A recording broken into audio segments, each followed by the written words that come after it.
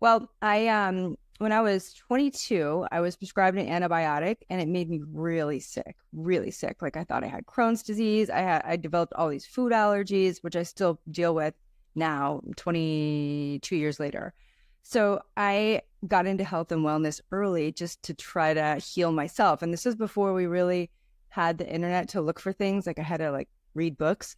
And so my journey started then, and I became a massage therapist while I was in physical therapy school, and I was just coaching people on nutrition. I didn't even know health coaching was a thing, but I was just naturally doing it. I got my doctorate of physical therapy from FIU in Miami, and I worked in hospitals. I don't, most people don't know, but physical therapists teach people how to walk after they've had like a near death experience. Nobody goes to the hospital unless they think they're going to die. So I would work with people after they had a major brain injury, a spinal cord injury, heart attack, aneurysm, a gunshot wound. I loved ICU trauma. I got stuck in my say I got stuck. My godfather got sick with lung cancer, and I ended up getting a job at the hospital where he was under care, and he died in the middle of my shift. And I ended up working in oncology because all the oncologists, they became close to me because I was one of their patients. And oncologists, we say chemo is a demon. It does do really terrible things to the body. I witnessed it. But I will tell you that oncologists are usually there because they lost somebody to cancer and they're really passionate. Like the oncologist called me at 10 p.m. and he's like, hey, he checked on me. He would check on me. If I saw him in the hallway, he would always pull me aside and see how I was doing. So I ended up working in the oncology unit.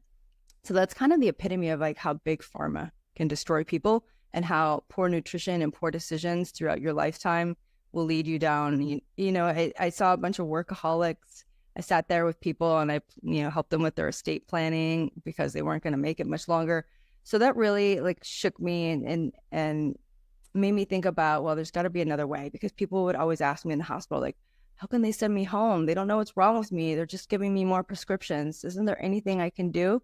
And I was like, I know there is. I know they're sick because of vitamin and mineral deficiencies, but we weren't taught this in school. So fast forward to the pandemic.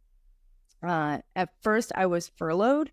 And when COVID first happened, people were going to the ER and they were just intubating everybody, right? I don't know if you remember that. They were like, then we were like, couldn't find enough ventilators and this and that. Well, so when somebody is intubated for a prolonged period of time, their throat is dilated and it disrupts the swallowing reflex. Well, you can't send somebody home if they can't eat. They can't eat if they can't swallow.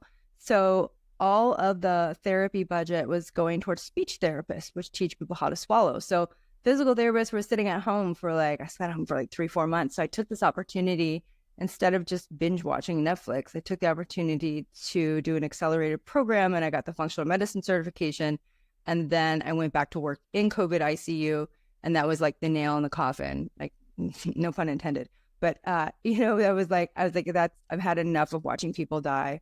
And so I just went full time with my coaching program.